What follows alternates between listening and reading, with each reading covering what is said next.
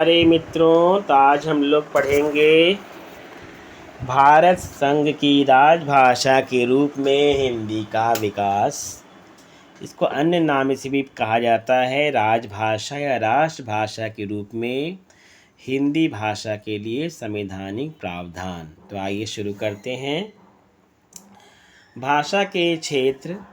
किसी भी भाषा के मुख्य 3 क्षेत्र माने जाते हैं। पहला है राजभाषा, दूसरा है राष्ट्रभाषा, तीसरा है संपर्क या व्यवहारिक भाषा। राजभाषा क्या होती है? किसी भी राज्य या सरकार के राजकाज की भाषा राजभाषा कहलाती है। अर्थात सरकार का राज्य कार्य जिस भाषा के माध्यम से संपन्न होता है उसे क्या कहते हैं? राजभाषा कहते हैं। राष्ट्रभाषा। किसी भी राष्ट्र की अपनी एक विशिष्ट भाषा राष्ट्रभाषा कहलाती है। अर्थात राष्ट्र के अधिकांश लोगों के द्वारा स्वीकृत भाषा राष्ट्रभाषा कहलाती है।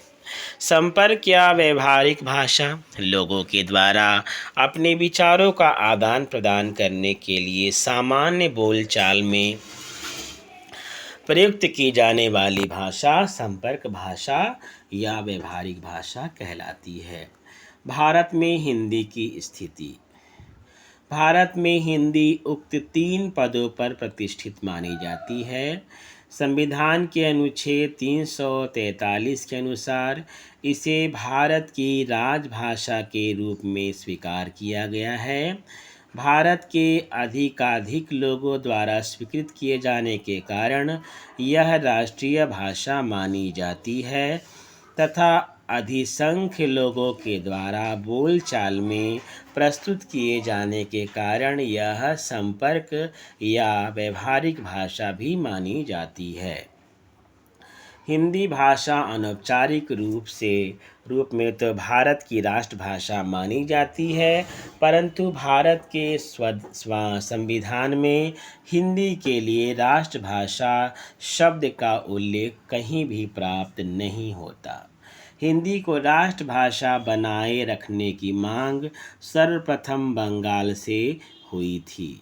हिंदी को भारत की राजभाषा बनाए जाने के संक्षिप्त इतिहास। जब भारत की संविधान निर्मात्री सभा के द्वारा भारत का संविधान बनाया जा रहा था, तब उसके समक्ष भारत की राजभाषा का प्रश्न आने पर 14 सितंबर 1949 ईस्वी को संविधान के एक सदस्य श्री गोपाल स्वामी आयंगर द्वारा हिंदी को भारत की राजभाषा बनाए जाने का प्रस्ताव प्रस्तुत किया गया।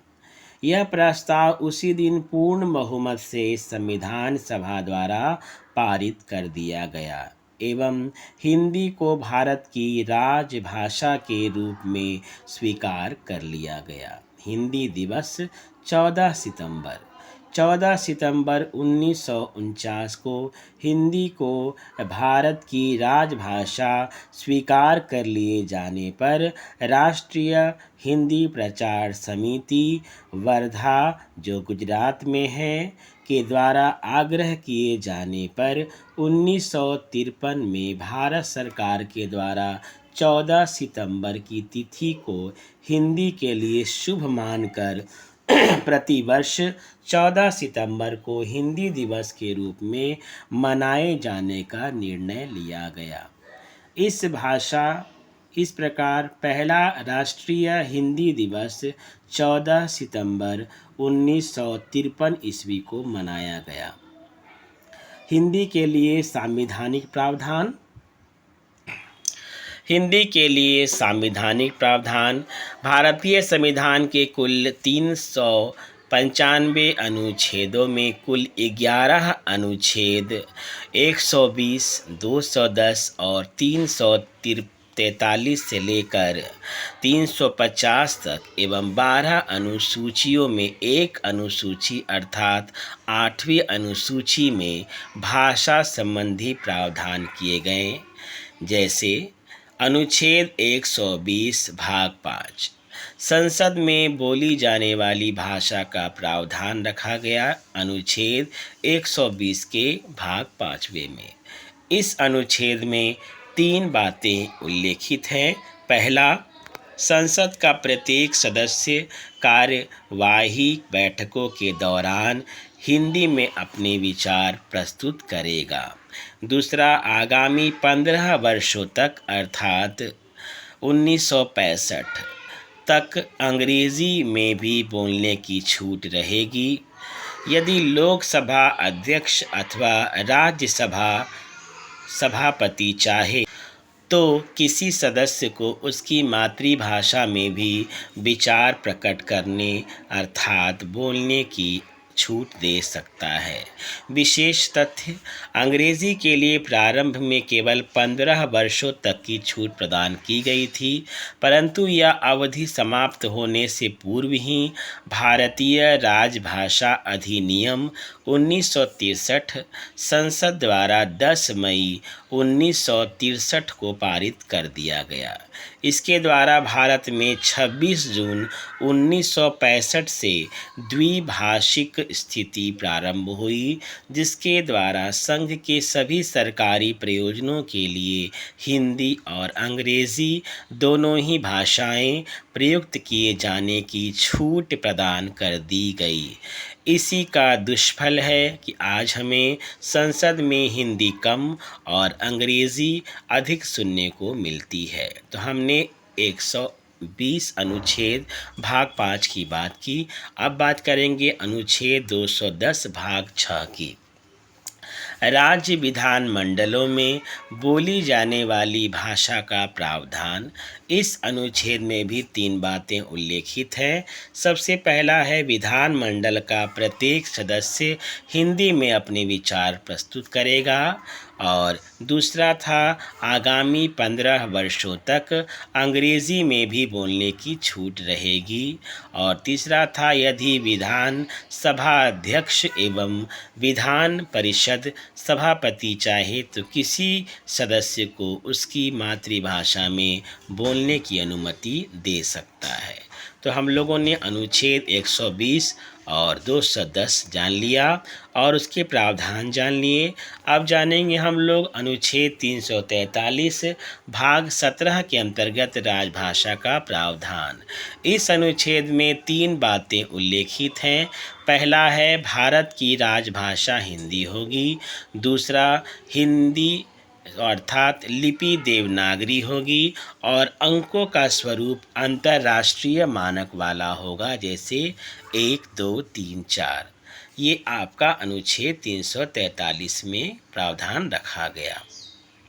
वहीं अनुच्छेद 344 भाग 17 में राजभाषा आयोग एवं राजभाषा समिति के गठन का प्रावधान रखा गया।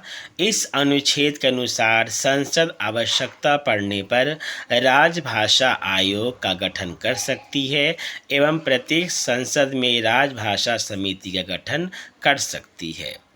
इस अनुच्छेद के तहत 344 के तहत भारत में अब तक केवल एक राजभाषा आयोग का गठन हुआ है। जिस एक राजभाषा का गठन हुआ था उसका गठन हुआ था 7 जून 1955 में, जिसके अध्यक्ष थे बाल गंगाधर खेर अर्थात BG खेर, और वो उस समय के यानी 1955 के वो मुंबई राज्य के मुख्यमंत्री थे। राजभाषा समिति। संसद में एक राजभाषा समिति का गठन किया जाएगा, जिसमें कुल 30 सदस्य होंगे, जिसमें लोकसभा से 20 सदस्य और राज्यसभा से 10 सदस्य। अब अनुच्छेद 345 की बात करते हैं, भाग 17 की, जिसमें राज्यों की राजभाषाओं का प्रावधान रखा गया। इस अनुच्छेद में राज्यों के द्वारा स्वीकृत राजभाषाओं का उल्लेख किया गया। भारत के 28 राज्यों और 7 केंद्रित शासित प्रदेशों की राजभाषा की वर्तमान स्थिति निम्नानुसार है। तो अलग अलग राज्यों को अलग अलग श्रेणियों में बांट दिया गया और उनका राजभाषा में अलग अलग स्वीकृति दिया गया। जैसे क श्रेणी के अंतर्गत हिंदी को राजभाषा के रूप में स्वीकृत करने वाले राज्य और केंद्र शासित प्रदेश 10 हैं। जैसे पहला है राजस्थान, दूसरा है हरियाणा, उत्तर प्रदेश, उत्तराखंड, मध्य प्रदेश, छत्तीसगढ़, बिहार, झारखंड, हिमाचल और दिल्ली। तो ये वो क श्रेणी वाले राज्य हैं जिनमें हिंदी को राजभाषा के रूप में स्वीकार किया गया, जिसमें 10 राज्य आते हैं। दूसरा है ख श्रेणी, हिंदी को सह राजभाषा के रूप में, अर्थात जहां हिंदी के साथ साथ अंग्रेजी का भी प्रयोग किया जाएगा, ऐसे राज्यों की हम लोग बात कर रहे हैं। तो ख श्रेणी में हिंदी को सह भाषा के रूप में स्वीकृत करने वाले राज्य अथवा केंद्र शासित प्रदेश 4 हैं। वो 4 राज्य कौन हैं? तो पहला है पंजाब, दूसरा है चंडीगढ़, तीसरा गुजरात और चौथा है महाराष्ट्र। तो ये ख श्रेणी के अंतर्गत राज्य आते हैं और उनकी भाषा है ये। ख के बाद ग श्रेणी की बारी आती है। अपनी स्थानीय भाषाओं को राजभाषा के रूप में स्वीकृत राज्य और केंद्र शासित प्रदेश शेष सभी 21 राज्य जो बच जाते हैं इनसे, इन 4 और 10 यानी 14 राज्यों के बाद जो अन्य राज्य बच गए हैं वो सभी के सभी ग श्रेणी में आएंगे, जिनमें स्थानीय भाषाओं को राजभाषा के रूप में स्वीकृति दे दी गई है, चाहे वो राज्य हों चाहे वो केंद्र शासित प्रदेश हों। तो ऐसे राज्य कितने हैं? तो 21 हैं। आगे अनुच्छेद 346 की बात करते हैं। तो भाग 17 में ये बताया गया है, प्रावधान है संपर्क भाषा का प्रावधान। इस अनुच्छेद में एक राज्य द्वारा दूसरे राज्य के मध्य अथवा राज्य व केंद्र सरकार के मध्य पत्राचार करते समय प्रयुक्त की जाने वाली भाषा का उल्लेख किया गया है। राजभाषा अनुसूची 1976 के अनुसार इस हेतु समस्त राज्यों अथवा केंद्र शासित प्रदेशों को निम्न 3 श्रेणियों में बांटा गया है। तो 1976 के अनुसार जो है राज्यों और केंद्र शासित प्रदेशों को 3 श्रेणियों में बांटा गया है। तो सबसे पहला श्रेणी है क श्रेणी, केवल हिंदी में पत्राचार हिंदी राजभाषा वाले सभी 10 राज्य और केंद्र शासित राज्य, अर्थात जहां केवल और केवल हिंदी भाषा में ही पत्राचार होगा, तो वो कौन सा राज्य है? ख श्रेणी में हिंदी या अंग्रेजी में पत्राचार हिंदी और सह राजभाषा वाले 4 राज्य जो हमने ऊपर पढ़ा था, ठीक है ना। क में 10 थे और ख में 4 थे। तो इनमें पत्राचार का माध्यम हिंदी या अंग्रेजी होगा। ख श्रेणी के बाद ग श्रेणी की बात करते हैं। तो ग श्रेणी में केवल और केवल अंग्रेजी में ही पत्राचार होगा, जो स्थानीय राजभाषा वाले 21 राज्य या केंद्र शासित प्रदेश थे। अब बात करते हैं 347 के भाग 17 की। इसमें प्रावधान रखा गया मान्यता प्राप्त भाषाओं का। किसी जन समुदाय के द्वारा उसकी स्थानीय भाषा अथवा मातृभाषा को संविधान द्वारा मान्यता प्रदान किए जाने की मांग किए जाने पर सरकार इस अनुच्छेद के तहत उसे मान्यता प्रदान कर सकती है। इस अनुच्छेद के तहत मान्यता प्राप्त भाषाओं को 8वीं अनुसूची में शामिल किया जाता है। तो अब तक जो है आपको पता होगा कि अब तक हम लोगों की 22 जो भाषाएं हैं वो 8वीं अनुसूची में संवैधानिक मान्यता प्राप्त कर चुकी हैं, जो स्थानीय भाषाएं हैं जो जन समुदाय के द्वारा बोली जाती हैं। इसके तहत भारतीय संविधान की 8वीं अनुसूची में अब तक कुल 22 भाषाओं को शामिल किया गया है। संविधान लागू होने के समय, जब 1950 में संविधान लागू हो रहा था, तो उस समय केवल 14 भाषाएं ही शामिल थी संविधान के 8वीं अनुसूची में भारतीय संविधान की। तो वो कौन कौन सी भाषाएं हैं वो देख सकते हैं आप। तो पहली भाषा है काश्मीरी, पंजाबी, गुजराती, मराठी, कन्नड़, मलयालम, तमिल, तेलुगु, ओडिया, बांग्ला, असमिया, हिंदी, संस्कृत और उर्दू।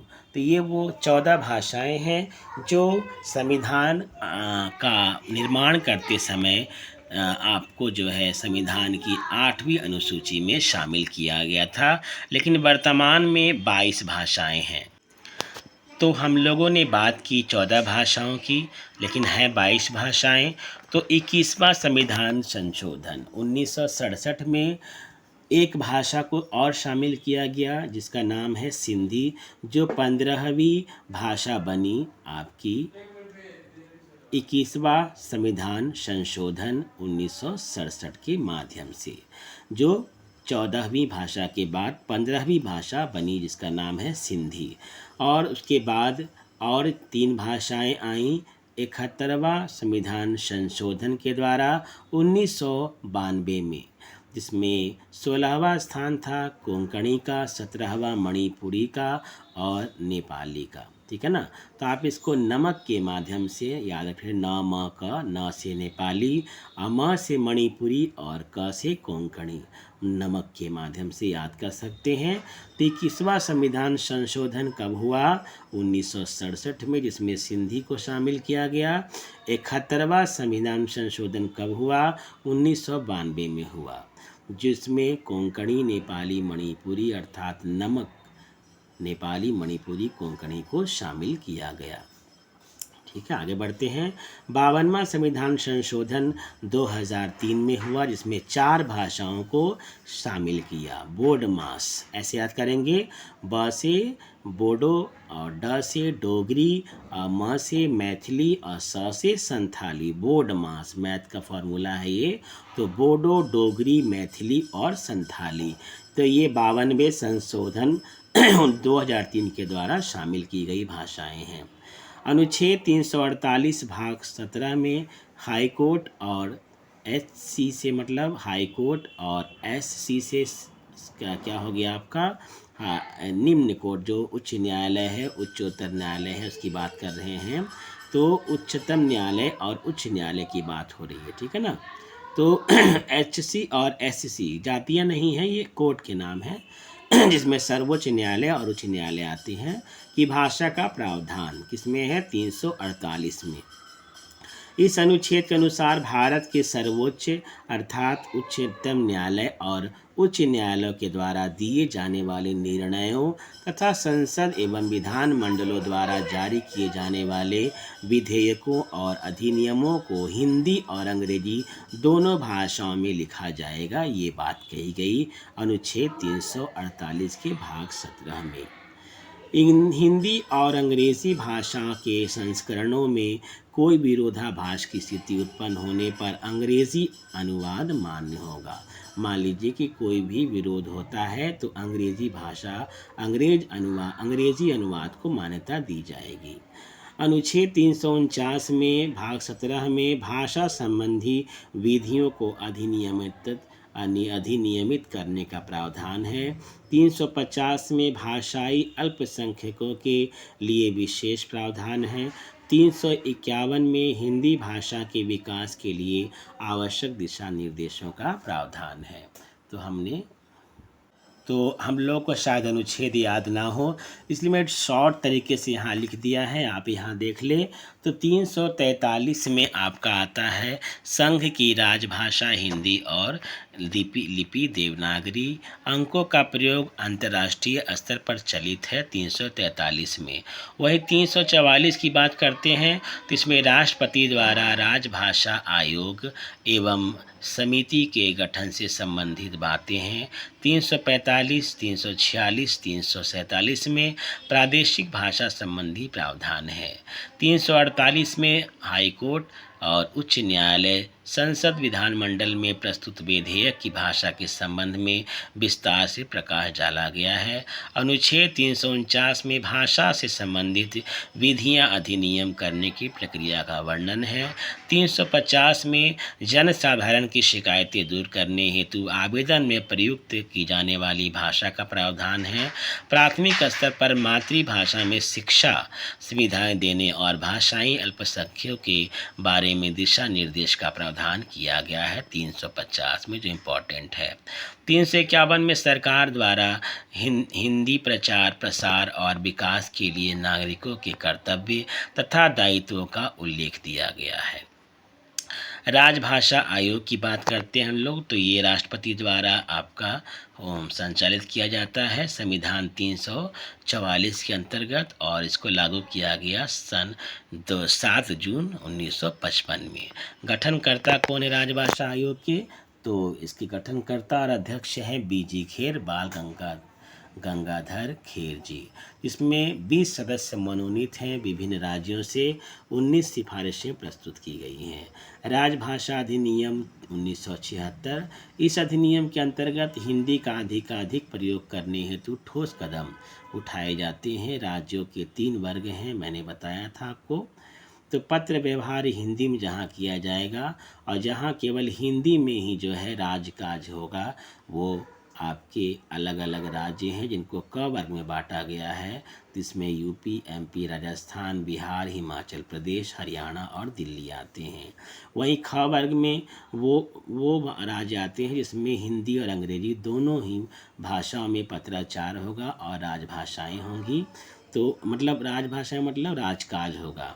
तो वो कौन है? पंजाब, गुजरात, महाराष्ट्र, चंडीगढ़ और अंडमान निकोबार।